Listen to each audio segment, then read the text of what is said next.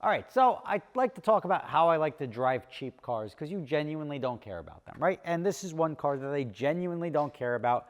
A very, very excellent value, historically speaking, because I bought this car for $1,100. You've seen me put the stars in the roof, all sorts of stuff over the years, but I've spent virtually nothing to maintain it except for that stuff. You know, the black gold, the oil, the Earl. And that's because this car tends to burn through oil pretty quickly, and you can actually sit and smell it burning oil. Haven't changed filters, haven't changed tranny fluid, diff fluid, any of that. I've made no attempts to take care of this car over the last 4 years, as is evidenced from the car completely being covered in mud, right? And back here you can see, now this is something very important. This is the difference between wood scratches and tile scratches. So this is when you put tiles on the roof, and this is when you put wood on the roof. So you get just different depths of scratches. These up here is when I take those 5-gallon jugs of water and put them on my trunk so I can open the door to put them in. The car has not, and this is just a bunch of crap on the seat, a bunch of receipts, a bunch of all sorts of stuff from my construction, my hockey stick. This car has not been cleaned at all. Look at all the dirt on the ground here. Has not been cleaned. This is to open the hood. Has not been cleaned in 4 years since I bought it. Not one car wash, not $1 spent on this thing. And all I do is feed it oil now instead of changing the oil, because that's slightly concerning, right? See this? Genuinely, when you start to get this mixture, that's not a good sign. That's usually a sign that the head gasket's going and you're getting coolant mixing with the oil. Who cares? Because the fate of this car has now been sealed. And my buddy wants to blow it up for his birthday in March. And honestly, who am I to stand in the way of a good time? So he wants to blow it up, so we're going to ship it out to Las Vegas. And this thing is going to meet a big, spectacular, fiery death. But I'll probably put the other tires back on it because I like these snow tires and rims, and the car drives very nicely on them. So if I get another Mercedes, I'll have that. But if you look here, you'll see this thing fell out. I ran into a snow pile with that. This is from the original accident. The zip ties are custom.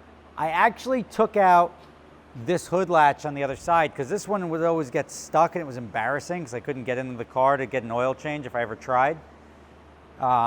This I broke, I don't know how. Just like split right there.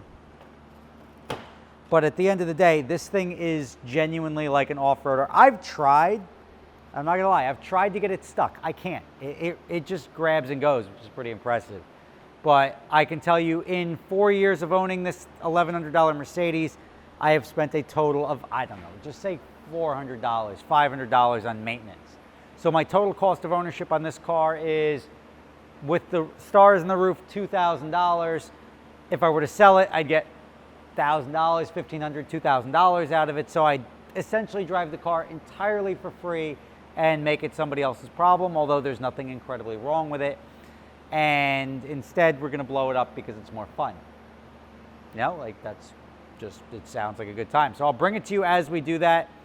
The zip tie, this is cool. This is how I use this release here. This is the emergency hood release, which in the absence of this, and if this ever fails, is the only thing keeping my hood on, and the hood likes to flap up and down. I filled up last time. The car tells me to like add a quart of oil at the next refueling. It does that for like 7 or 8 tanks of gas, and then it starts to give you like the visit workshop engine oil like dangerously low. That's when I fill it up. Last time I put half of that thing in. I got that at AutoZone for like $8, and I mean, it's not looking so hot. I'm gonna be honest with you. Haven't run with an intake for a while. It's just what's happening. So all we got to do is make it another month. I'm pretty confident that I can say the end is near. It's near either way, but I think the end is going to be near with this car because of a hail of gunfire at 3,000 rounds per minute versus this, which is braking on its own. I'm pretty confident. Again, drive it every winter. I love it. It's got heated seats. I tell people, if you can, even if you can afford a nice car, if you get something that covers your bases in the Northeast here, I want all-wheel drive was nice. I put the snow plow on it. The snow tires is nice. Heated steering wheel, heated seats. This one doesn't have a heated steering wheel, and it doesn't have Bluetooth. I think that would be the only problem I had with this car the entire time, is that it doesn't have Bluetooth. But other than that, and the headlights sort of suck, and you can do the like little plastic refinishers or something like that. But at the end of the day, I totally got my money's worth. So the question is, what's next? I don't know, right? So starting March, probably 15th is going to be the last time I drive this. That is about 2 months away. So as long as this car makes it 2 months, it's gone. If it doesn't make it 2 months, I'll still ship it out there in op, and we're going to do what we're doing to it. And I don't know, there you go. Say goodbye. And I mean, honestly, if a head gas gets blown, which it very possibly could be, and it would explain the smell of coolant that I get and the oil burning smell combo, it's only a matter of time before this happens anyway, or before this thing meets its demise. I would not spend anything on this car. It snowed the other day. I did buy a wiper blade, because when my other wiper blade would go down, this would keep popping off. So I would not have a wiper blade, and that sucked. But I don't know if you guys have any last comments about this car before it's gone. It's been a good run, not gonna lie. I've enjoyed having, like, you park it anywhere, somebody driving like a D-bag. I had this question the other day on my Instagram, like, what happens if somebody's driving the wrong way down a one-way, and you just sort of want to teach them a lesson, right? Instead, like, haven't you ever wanted to do that? Like, you end up facing them, and they look at you like you're doing something wrong, and you're like, bro, you're going the wrong way on a one-way. And, like, you sort of just want to, like, oops, ram into them. Is it my fault, or would it be their fault because they're on the wrong, like if you're on a highway and somebody's driving the wrong way down a highway, there is no way you could be assigned fault. But on in a different scenario, I think you have a responsibility to avoid an accident, is what we were sort of getting at. But I would just be like, my word versus theirs. Are you going to trust me? Are you going to trust the guy driving the wrong way down a one-way? And I don't know. That's what you can think about, things like that when you drive cars like this. It's more fun. You can say, like, oh, let me teach this guy a lesson. Pop him. And I'm not saying like hurt somebody, but just like give him a little love tap and teach him not to do that ever again. Anyway, Rob Ferretti, thought for the day. Leave your thoughts below in the comments, and stay tuned. Probably beginning of April is when you'll see what happens, because we got a week-long trip at the end of March. So stay tuned. Bye.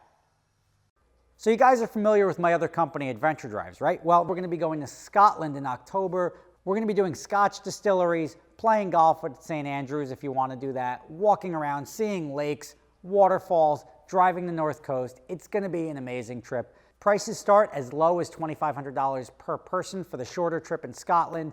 If you're interested in going, check out the link in the description.